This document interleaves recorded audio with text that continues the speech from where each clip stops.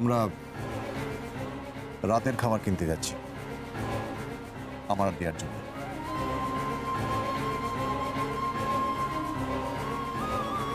মাধবী, ওদের বলে দিও ওরা যেন এবার থেকে আমাদের সঙ্গে খায়।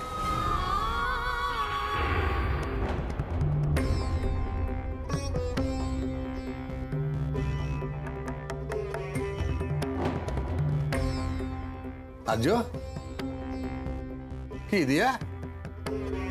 আর দাঁড়িয়ে রইলে কেন? বসো বসো বসো, খেতে বসো। দেখো, তোমরা না খেলে তো তোমার মা আবার কি সব মাথার দিব্যি টিব্বি দিয়েছে, তিনি আবার খাবেন না। নাও বসে পড়ো, সময় নষ্ট করো না। আয় বাবা, অনেক রাত হলো, আয় বস। তোর জন্য গরম গরম চিকেন স্টু বানিয়েছি, বস খেয়ে নে। তোর শরীরটা তো ভালো নেই, আয় বস। মা, তুমি বসে পড়ো না, আমি সবার খাবারটা বেড়ে দিই। না না না না, তোমাকে কিছুতে হাত দিতে হবে না, চুপচাপ বসো তো, বসো।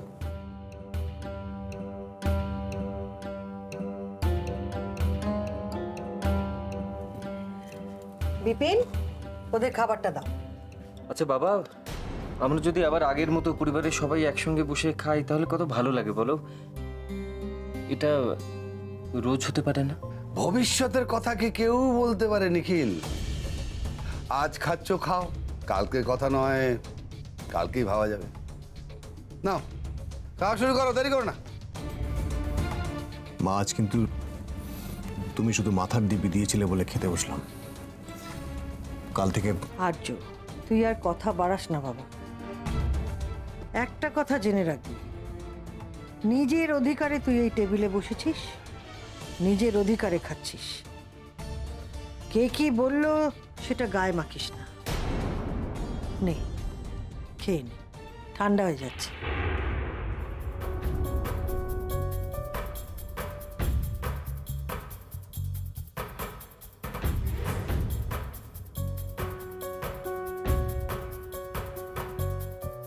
এক মিনিট, তোমাদের মা বোধহয় ভুল থালা দিয়েছে।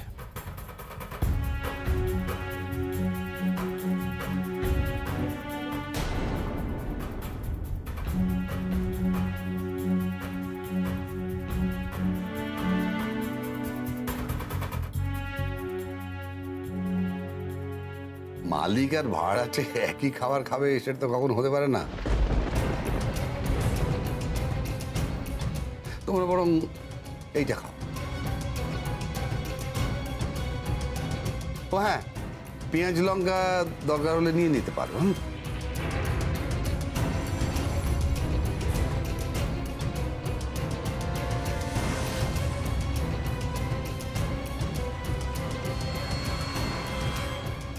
ব্রিলিয়ান্ট বাবা, আঙ্কেল তো দেখি আমারও উপর দিয়ে যায়।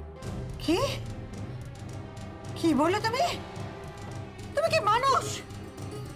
আমার তো রীতিমতো সন্দেহ হচ্ছে। তুমি সন্তানের মুখ থেকে খাবার কেড়ে নিচ্ছ,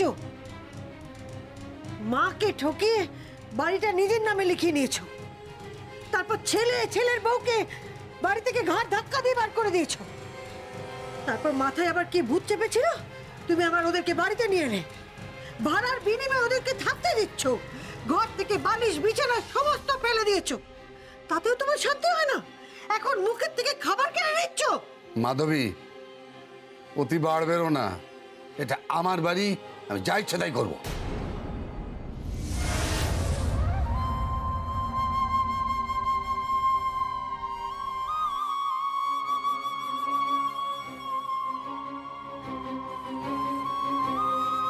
তোরা এখনো এখানে বসে আছিস কেন?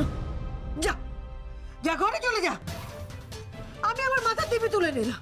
আর কোনোদিন এই লোকটার চোখের সামনে আসিস না, কোনোদিন না। চলে যা, ঘরে চলে যা।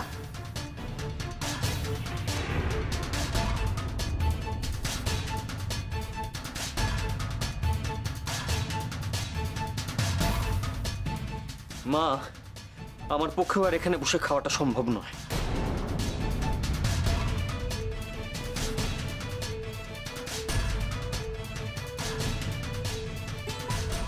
আজ তোমাকে একটা কথা আমি বলে দিয়ে যাচ্ছি।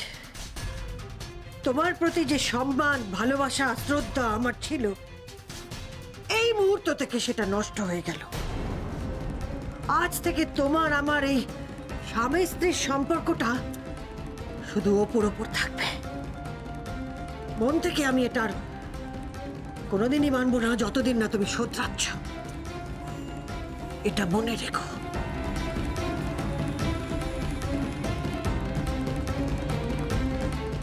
যার খাচ্ছ, যার পড়ছো, তাকে এরকম চোখ রাঙাচ্ছ মাধবী। সত্যি আর্য তোমাকে একেবারে অন্ধ করে দিয়েছে, একেবারে অন্ধ। তবে ওই যে কবি বলেছিলেন না, অন্ধ হলে কি প্রলয় বন্ধ থাকে? হ্যাঁ, কি হলো? প্রলয়ের চাপে পড়ে সব হাত গুটিয়ে বসে রইলে যে। জয়িতা, খাও খাও, এই সময়ে তোমার তো ভালো ভালো খাবার খাওয়া দরকার, তাই না? খাও। খাচ্ছি আঙ্কেল, খাচ্ছি। কি হলো রক্তিম, তুমি আবার কার কথা ভাবছো? খাও, খাও। কি ব্যাপার নিয়ে আর তুমি ওরকম করে নো ম্যানস ল্যান্ডে দাঁড়িয়ে রয়েছে কেন? হ্যাঁ, না এ দল না ও দল, খাবে না যাবে সেটা ঠিক করো। ওরে বাবারে, মায়ের সাথে গেলে তো সারা রাত উপোস করে থাকতে হবে। তার চেয়ে বরং এখন খেয়ে তো নি, পরেও সব দলাদলি করা যাবে। না না বাবা, আমি খাবো, খাবো তো। খাও খাও, খাবার ওপর কখনো রাগ করতে নেই। নাও শুরু করো, শুরু করো। তোমাকে বলেছিলাম না আর্য, বাড়ি ফিরিয়ে নিয়ে গিয়ে জীবনের পাঠ পড়াবো। এই হলো তোমার প্রথম পাঠ। মালিক আর ভাড়াটে একই খাবার খাবে, সেটা তো কখনো হতে পারে না।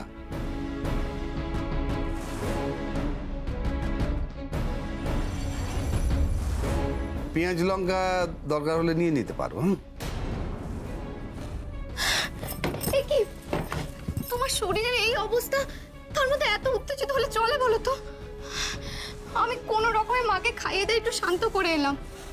তুমি যদি আমার কথা না শোনো, তাহলে আমি কোথায় যাই বলো তো? শোনো না, আমার কথাটা শোনো। দেখো, সবাই যাক, সব কিছু বদলে যাবে। সব কিচ্ছু বদলাবে না দিয়া, কিচ্ছু বদলাবে না। বাবার উপর থেকে আমার সব এক্সপেকটেশন, সব আশা শেষ, শেষ দিয়া। শোনো, আমার কথাটা শোনো। তুমি তো তোমার বাবা, বাবার সম্পর্কে এরকম বলতে নেই গো। আর কি জানো তো, হাজার একটা ভালো মানুষের মধ্যে থাকলে মানুষ বদলাতে বাধ্য। তুমি দেখো, বাবা ঠিক বদলে যাবে। হ্যাঁ, তুমি একটু বসো, আমি তোমার জন্য কিছু খাবার আনছি। তুমি একটু কিছু মুখে দিয়ে নাও, বসো। আমি খাবো না দিয়া, আমার খিদে নেই। শোনো, তুমি খালি পেটে থাকবে না, এই সপ্তাহে কিন্তু মা ও বাড়ি থেকে আনা খাবারগুলো খেতে রাজি হয়েছিল। তারপর ভাই আর দিদি ভাই ওরাও এই একই কারণে খেয়েছে। শোন না, কিছু একটু মুখে দাও, অল্প কিছু। দাঁড়াও, আমি তোমাকে দিচ্ছি।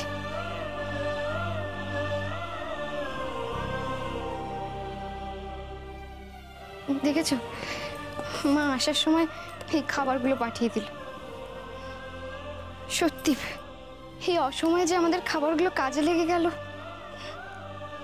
এই জন্যই বোধহয় মা আর ভগবানকে মানুষ একই আসনে বসায়। ভগবান যেমন কাউকে অভুক্ত রাখে না, মাও তেমনি তার সন্তানকে না খেয়ে নিজে খেতে পারে না। এই না, তুমি এগুলো একটু খাও। আর আমার হাতে তো প্লেট নেই। আমি জানি যে তোমার এগুলো খেতে একটু কষ্ট হবে, কিন্তু আজকের রাতটা কোনো কষ্ট হবে না দিয়া। আর এই কষ্টের সময় যদি আমরা একসাথে না থাকি, তাহলে আগামী দিনগুলো আমরা পায়ে পা মিলিয়ে একসাথে এগিয়ে যাব কি করে? খুশির দিন আসবে দিয়া, আর এই কষ্টের দিনগুলো আমাদের সম্পর্কটাকে আরো দৃঢ়, আরো মজবুত করবে। মা ওই একই কথা বলে, জানো তো, কষ্টের দিনেই মানুষ চেনা যায়। এ না, আগে না মশাই, আপনি আগে খান। দেখি দেখি হা করো।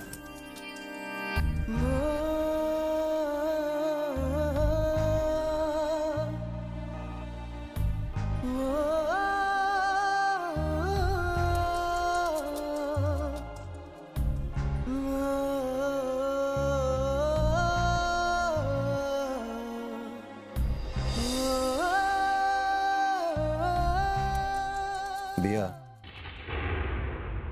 আজ রাতটা না হয় যেভাবে হোক কেটে যাবে, কিন্তু কাল সকালে কি হবে? এই যা ঘর, শোয়া খাওয়া কোনো কিছুরই কোনো ব্যবস্থা নেই। আমরা দুজনে আছি তো, আমরা দুজনে মিলে সব ব্যবস্থা করে নেব। বুঝলি তো, কাল না খুব ভোর ভোর উঠতে হবে। ভোরবেলা উঠে দোকান থেকে কিছু জিনিসপত্র কিনতে হবে। শোনো, অনেক রাত হয়ে গেছে, তুমি শুয়ে পড়ো, আমি এগুলো গুছিয়ে দিচ্ছি। কিন্তু দিয়া, এই বিছানায় কোনো তোষক নেই, বালিশ নেই, তোমার খুব কষ্ট হবে, তাই না? আবার তুমি কষ্টের কথা বলছো? আমি তো তোমার সঙ্গে থাকবো, তোমার সঙ্গে থাকাটাই আমার কাছে সব থেকে বেশি আনন্দের।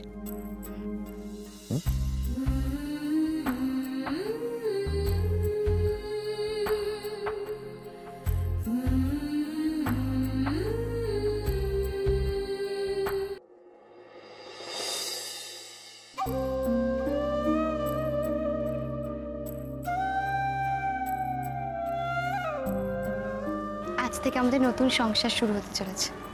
নতুন ঘর, লেপ, তোষক, পালিশ, আর পুরনো কিছু খারাপ লাগা। দেখো, আমার কথাটা শুনো, তুমি একটু ধৈর্য ধরো, দেখো সব কিছু ঠিক হয়ে যাবে। শোনো, আমাদের আজকে কেনাকাটার লিস্টটা কিন্তু অনেক বড়, বড় দাঁড়িয়ে থাকলে চলবে না। এই নাও তোমার লিস্টটা, এই নাও। হ্যাঁ শোনো, তরি তরকারিগুলো না সব আমি কিনে নিই, বুঝলে তো? আর এই যেগুলো কিনতে হয়, বালিশ, তোষক, এগুলো তুমি কিনে নাও। এই নাও, ধরো ধরো ধরো। কিন্তু দিয়া,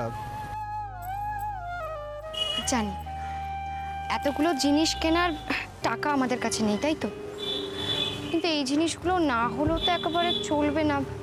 আচ্ছা, আমরা বরং একটা কাজ করি, এই যে কাঁচা বাজারগুলো, এগুলো নগদ টাকা দিয়ে সেরে নিই। আর যেগুলো ভারী ভারী জিনিসপত্র, মানে বালিশ, তোষক, এইগুলো বরং তুমি এখন কিনে নাও, আমরা মাসের শেষে টাকা দিয়ে দেবো। কি গো, আমরা পারবো না? পারবো না কেন? আচ্ছা ঠিক আছে, তুমি আর চিন্তা করো না, তুমি যাও এইসব কেনাকাটাগুলো সেরে নাও, আমি মাছ, তরি তরকারিগুলো কিনে নিই, ঠিক আছে? যাও।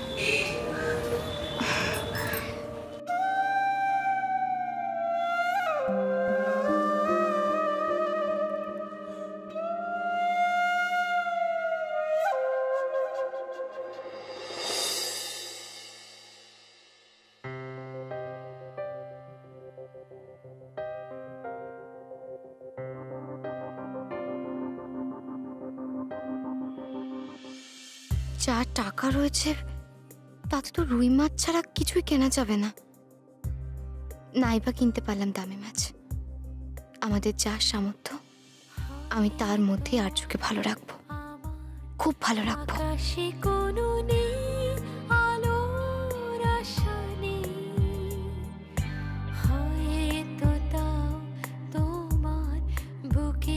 খুঁজি সে ভালোর বাসা কি রাখবো বলে তোমার হাতে হাত আমি ইচ্ছে ওড়াই।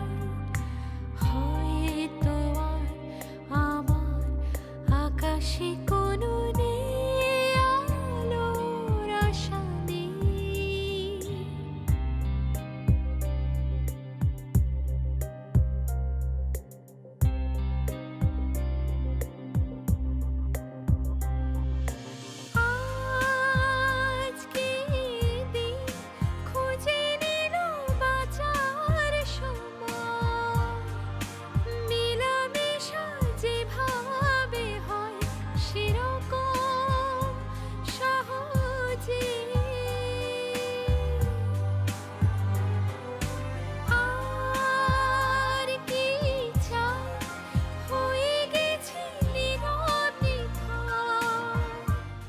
দিয়ার যে কোনটা পছন্দ হবে সেটাই তো বুঝতে পারছি না।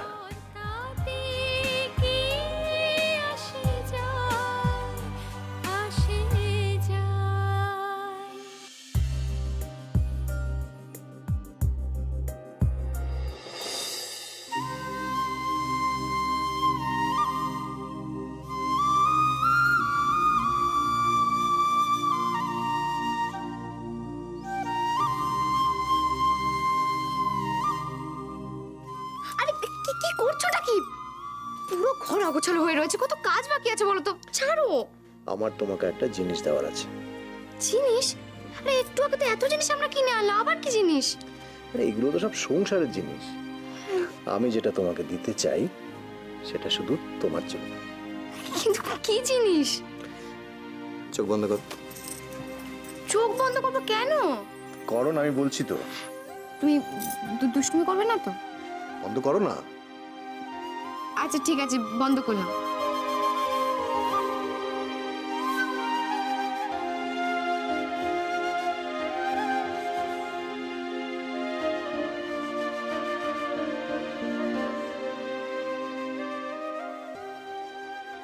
দেখো,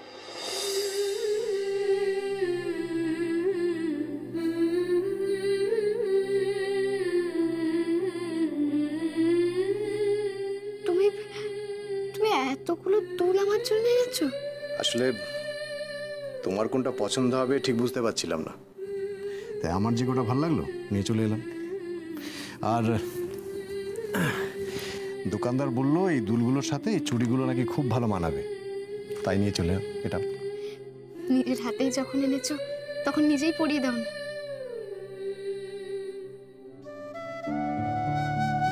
কোনটা পরাবো সেটাই তো বুঝতে পারছি না। তোমার পছন্দই আমার পছন্দ, যেটা ইচ্ছে করো।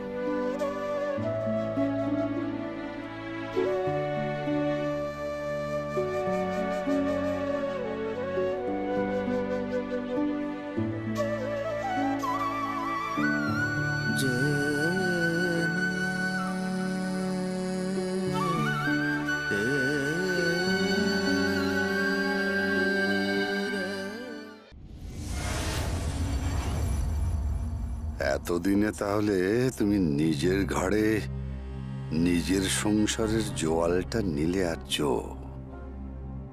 Good, very good.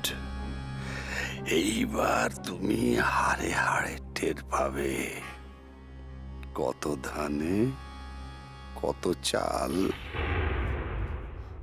আঙ্কেল, তুমি এখানে আর আমি তোমাকে সারা ঘর খুঁজে বেড়াচ্ছি। যাকে আঙ্কেল, তোমার কাছে না আমার একটা ছোট্ট আবদার ছিল। বলো।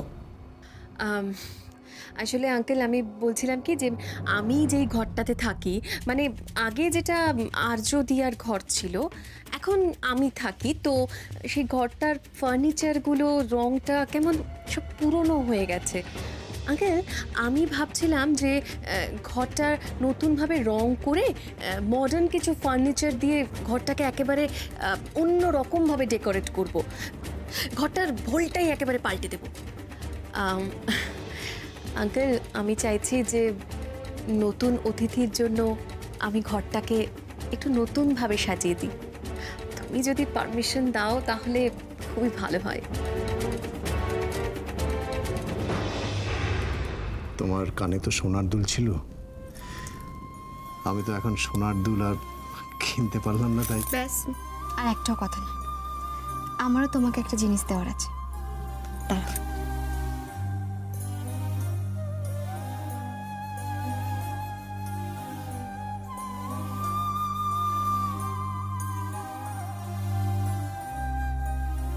দেখি হাতটা। তুমি আমার জন্য ঘড়ি কিনে এনেছো? তোমার হাতে তো বিদেশি ঘড়ি ছিল, টাকার অঙ্কে এই ঘড়ির দাম তেমন কিছুই নয়। দেখো, কানের দুলটা সোনার কিনা, ঘড়িটা দামি কিনা, এইসব দিয়ে তো সত্যি কিছু যায় আসে না আর্য। আমাদের সম্পর্কটা আমাদের কাছে দামি কিনা, আমাদের ভালোবাসাটা খাঁটি সোনা কিনা, সেটাই তো আসল। তাই না? ঠিক বলেছ। তোমার কানটা খালি ছিল, সেটা আমার দেখতে ভালো লাগছিল না, আর আমার হাতটা খালি ছিল বলে সেটা তোমার দেখতে ভালো লাগছিল না। তার মানে আমরা যে একে অপরের পরিপূরক সেটাই দুল আর ঘড়িটা বলে দিচ্ছে, তাই না? জানো তো, তুমি যখন আমার সঙ্গে থাকো না, এসব অভাব অনটন এসব কিছু গায়েই লাগে না আমার। তুমি নিজের হাতে করে আমাকে যাই খাইয়ে দাও না কেন, তার স্বাদই বদলে যায়। দেখো, ভাতের অভাব হয় হোক, শুধু একটা জিনিসের অভাব যেন কোনোদিনও না হয়, ভালোবাসা।